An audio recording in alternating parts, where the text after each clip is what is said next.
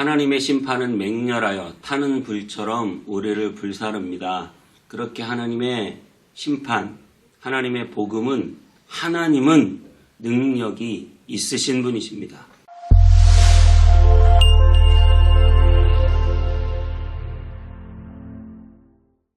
안녕하세요. 온땅의 성문교회 서정희 목사입니다. 오늘 하루도 하나님의 말씀과 함께 행복한 하루 되시기 바랍니다. 어제는 호세아서 마지막으로 진행하면서요, 하나님께서 우리에게 소망과 희망을 주시는 말씀을 들었습니다. 자, 오늘은 우리가 아모스로 넘어갑니다. 아모스는 북이스라엘의 호세아와 비슷한 시기에, 아니 좀 그 이전에 했던 그런 선지자인데요. 출신은 남유다 사람이에요. 그러니까 남유다 사람이 북쪽에 가서 북이스라엘에게 이렇게 하나님의 말씀을 선포한 경우인데, 호세아는 하나님의 사랑, 변하지 않는 하나님의 사랑, 하나님의 그 인내하시고 끝까지 참고 기다려주는 사랑에 대해서 이야기했다면, 이 아모스서는 하나님의 정의에 대해서 말을 하고 있습니다. 하나님은 사랑이 너무나 풍성하신 분이지만 하나님은 정의로우신 분, 하나님은 의로우신 분, 하나님은 공평하신 분, 그래서 사람들의 그 불의와 사람들의 불공정을 바라보시기 어려운 분, 그래서 너희의 불의와 너희의 불공정함을 내가 심판하겠다는 그런 말씀이 아모스에 나오는 말씀입니다. 하나님은 정말 살아계셨어요. 그 하나님의 말씀으로 악한 자들을 심판하시고 우리들의 모든 죄성을 심판하시고 우리의 불의를 심판하시고 우리의 불공정을 심판하셔서 정말 하나님의 선함으로 이끌어 가십니다. 하나님의 말씀은 마치 부르짖는 소리 같아요. 그래서 우리를 강력하게 회개시키고 돌이키는 그런 하나님의 말씀입니다. 자, 우리 하나님의 말씀, 그 강력한 심판의 말씀을 들어보고 오겠습니다. 아모스 1장 1절부터 15절입니다.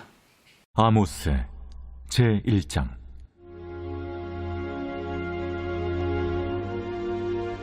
유다 왕 우시아의 시대, 곧 이스라엘 왕 요아스의 아들 여로보암의 시대 지진전 2년에 드구와 목자 중 아모스가 이스라엘에 대하여 이상으로 받은 말씀이라. 그가 이르되, 여호와께서 시온에서부터 부르짖으시며 예루살렘에서부터 소리를 내시리니 목자의 초장이 마르고 갈멜산 꼭대기가 마르리로다. 여호와께서 이와 같이 말씀하시되, 다메섹의 서너 가지 죄로 말미암아 내가 그 벌을 돌이키지 아니하리니 이는 그들이 철타작기로 타작하듯 길르앗을 압박하였음이라. 내가 하사엘의 집에 불을 보내리니 베나닷의 궁궐들을 사르리라.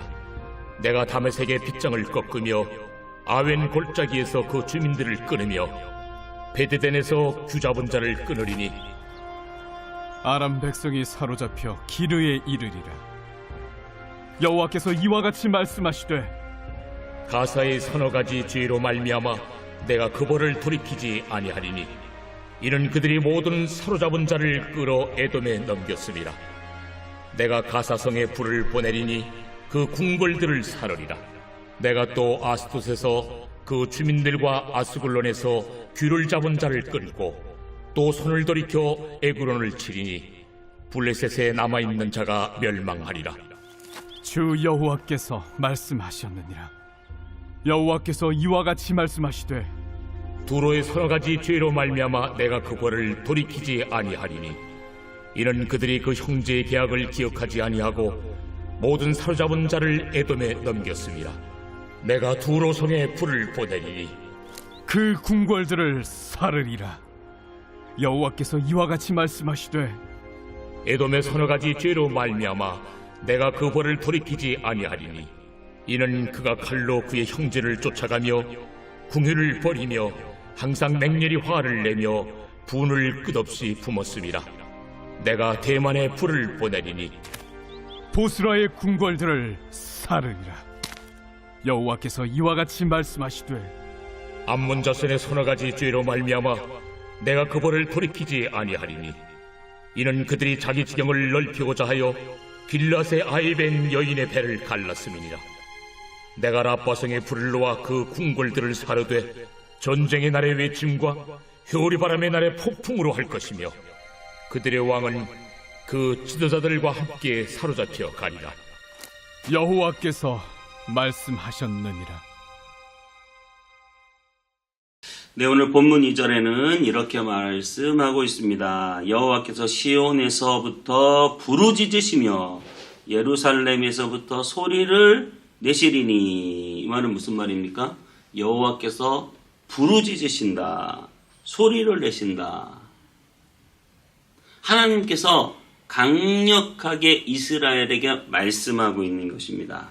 여러분, 하나님은 오늘도 살아계셔서 우리에게 말씀하십니다. 우리에게 선포하십니다. 우리에게 부르짖어 포효하십니다. 큰 소리로 말씀하십니다. 우리의 심령을 울리십니다. 우리가 깨우치기를 원하십니다. 우리의 마음속에 하나님의 말씀으로 폭풍을 일으키셔서 그 말씀을 듣고 깨닫고 변화되기를 원하십니다. 그래서 하나님의 말씀이 중요한 것이죠. 사람이 변하지 않는다고 합니다. 하지만 성경은 모든 사람이 모든 성경이 하나님의 감동으로 된 것으로 교훈과 책망과 바르게 함과 의로 교육하기에 유익하다고 말합니다. 그 말은 무슨 말입니까? 하나님의 말씀은 오늘도 사람을 변화시키고 있다는 것입니다. 하나님의 말씀은 살아있고 활력있어 좌우의 날선 어떤 것보다 예리하여 혼과 영과 및 관절과 골수를 찔러 쪼개기까지 하며 또 마음의 생각과 뜻을 판단하신다고 합니다. 하나님의 말씀은 온전하여 모든 선한 일을 행할 능력을 갖추게 한다고 합니다. 하나님의 말씀이 우리에게 포효될 때, 하나님의 말씀이 우리에게 외쳐질 때 우리는 선한 사람으로, 우리는 모든 하나님이 원하시는 선한 일을 행할 능력을 갖게 돼요. 내가 왜 하나님의 말씀대로 살지 못합니까? 하나님의 말씀이 내 안에 강력하게 선포되어 포효하는 말씀, 선포되는 말씀, 능력의 말씀으로 나타나지 않았기 때문에 우리가 말씀을 실천하지 못하는 것이죠. 여러분, 물론 우리는 죄인이고 연약합니다. 하지만 우리가 하나님의 말씀대로 살 수 있는 길은 무엇입니까? 그 말씀의 은혜를 받는 거예요. 그 말씀의 감동, 감화를 받는 거예요. 사람의 교훈이 아니라 하나님의 말씀을 받게 되시기를 축복합니다. 이 미라클 모닝을 통해서 여러분들이 하나님의 말씀에 감동되고 이 하나님의 포효하심과 하나님의 선포하심을 듣게 될 때 우리에게 놀라운 변화가 반드시 있습니다. 하나님의 말씀은 사람을 변화시키고 하나님의 말씀은 저와 여러분을 변화시킵니다. 오늘 하나님께서는 여러 나라들을 심판하신다 이렇게 말씀하고 있습니다. 다메섹을 심판하신다. 3절에 그들을 심판하시는 이유는 그들이 털차 타작기로 타작하듯 길르앗을 압박했기 때문에. 여러분, 다메섹은 아람이라는 나라예요. 그 이스라엘, 북이스라엘, 남유다가 있으면 북이스라엘 약간 동쪽 위쪽에 있는 나라예요. 그러니까 거기에서부터 수도가 다메섹이고 그래서 아람이라고도 하고 다메섹이라고 하는데 이 다메섹이 요단강이 가운데 있으면 약간 동쪽이거든요. 이 동쪽의 길르앗 지역을 끊임없이 공격했다는 거예요. 타작기로 타작하듯 탈탈탈 털었다. 얼마나 극심하게 공격했으면 추수를 좀 할만하면 와가지고 다 뺏어가 버리고 양들을 좀 키울만하면 양들을 다 뺏어가 버리고 그때는 힘이 없으면 나라들이 다 이렇게 당하고 살았잖아요. 지금 그렇다는 거예요. 지금 전 세계에서 전쟁을 일으키고 약자들을 짓밟는 강한 나라의 대통령들, 하나님의 경고를 아셔야 됩니다. 털 타작기로 타작하듯 약자들을 끊임없이 괴롭혔다가 하나님의 심판을 받게 되어 있는 거예요. 하나님이 그것을 그냥 묵과하고 넘어가시는 분이 아니라는 사실이죠. 내가 회사의 사장이고 내가 어떠한 힘을 가지고 있을 때 그 힘으로 약자들을 계속 짓누르고 내 마음대로 내 이익만을 위해서 살아간다면 하나님이 그것에 대해서 심판하신다는 거예요. 9절은 이렇게 말합니다. 여호와께서 두로, 북쪽 해변가 쪽에 있는 나라요. 두로의 서너 가지 죄로 말미암아 그 벌을 돌이키지 아니하리니 그들이 그 형제의 계약을 기억하지 아니하고 사로잡은 자를 에돔에 넘겼다. 당시 전쟁을 해도 룰이 있어요. 함부로 그 사람들을 노예로 팔아버리면 안 돼요. 전쟁 포로들을. 그런데 이 두로라고 하는 나라들은 형제들끼리 그렇게 하지 않기로 계약을 다 해놓고도 포로로 잡아간 자들을 에돔이라는 나라의 노예로 팔아버렸던 것 같아요. 여러분, 약속을 쉽게 깨버리는 거 안 된다는 거예요. 하나님이 거기에 대해서 심판한다는 거예요. 우리는 마치 하나님이 없는 것처럼 사람 대 사람의 약속, 사람 대 사람이 행한 일들에 대해서 쉽게 그걸 깨버리고 무시하고 내 마음대로 행할 때가 있어요. 하나님이 거기에 대해서 심판하시겠다고 말씀하십니다. 특별히 오늘 에돔에 대해서 좀 강하게 말씀하십니다. 11절에 에돔의 서너 가지 죄로 말미암아 그 벌을 돌이키지 아니하리니 이는 그가 칼로 그 형제들을 쫓아가며 긍휼을 버리며 항상 맹렬히 화를 내며 분을 끝없이 품었다. 에돔이 얼마나 악했는지 칼로 그냥 다 죽이는 거예요. 보통 전쟁에서 살려주세요 그럼 포로로 끌고 갈 만도 한데 그냥 다 죽이는 거예요. 맹렬히 뭐예요? 쫓아가서 그들을 맹렬히 화를 내며 분을 끝없이 품었다. 이 속 안에 분노가 사라지지 않는 거예요. 여러분 그러시면 안 되거든요.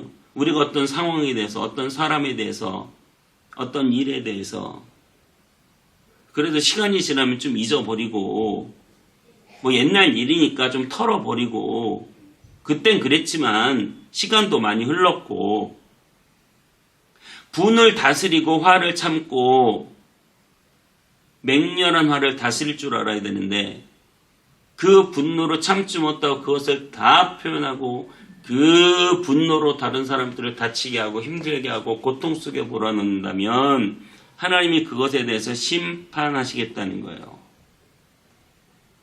여러분 하나님의 심판이 두렵지 않으십니까? 고대시대에 이런 나라들이나 심판하시는 하나님 같으십니까? 우리는 이렇게 이 땅에 살면서 수많은 진노의 대상자들이었어요. 이렇게 약하고 부족한 죄인들이었어요. 하지만 우리 같은 죄인, 진노의 대상자, 우리같이 끔찍한 자를 위해서 예수 그리스도께서 모든 진노와 모든 심판을 다 받으셨습니다. 예수 그리스도께서 저와 여러분이 받아야 할 진노, 저와 여러분이 받아야 할 심판을 주님이 다 받으시고 그 맹렬한 진노 속에 십자가 아래서 처형당하시며 우리를 사랑하시고 우리를 용서해 주셨습니다. 그렇다면 우리는 어떻게 살아야 됩니까? 여러분, 우리가 선하게 살아서 구원받는 것은 아닙니다. 하지만 예수 그리스도의 놀라운 은혜로 우리의 모든 진노가 예수 그리스도께 넘어가서 나는 진노받지 않고 주님이 다 진노받아 죽으셨다면, 우리가 이 놀라운 구원과 사랑을 받았다면 우리는 어떻게 살아야 됩니까? 우리는 더 이상 진노 아래서 거짓을 행하고 남들을 괴롭히고 맹렬히 화를 내고 분을 끝까지 품는 원수 맺는 일들을 멈춰야 하고 분노를 멈춰야 하고 이웃을 사랑해야 합니다. 놀라운 사랑이 우리에게 임했기 때문입니다. 우리의 이기적이고 포악한 마음들이 하나님의 말씀 앞에 심판받고 이제는 새로운 사람이 되어 변화될 수 있습니다. 우리는 새로워질 수 있습니다. 나의 능력이 아니라 예수님의 사랑으로, 나의 힘이 아니라 하나님의 말씀으로, 나의 노력이 아니라 하나님의 심판, 예수 그리스도에게 내려진 그 하나님의 심판으로 우리는 새로워진 줄 믿습니다. 기도하겠습니다. 하나님, 우리 인간은 살면서 끊임없이 심판받을 짓을 하고 죄의 악한 짓을 하며 살아갑니다. 하지만 우리 예수 그리스도께서 우리의 모든 심판을 다 지시고 십자가에서 죽으시고 우리를 용서해 주셨습니다. 그러면 우리는 어떻게 살아야 합니까? 우리도 주님의 그 십자가 지고 많은 사람들을 용서하고 사랑하며 정말 주님의 그 사랑을 본받아 실천하는 우리의 삶이 날마다 일어날 수 있도록 인도해 주옵소서. 감사드리고 예수님의 이름으로 기도하옵나이다. 아멘. 할렐루야.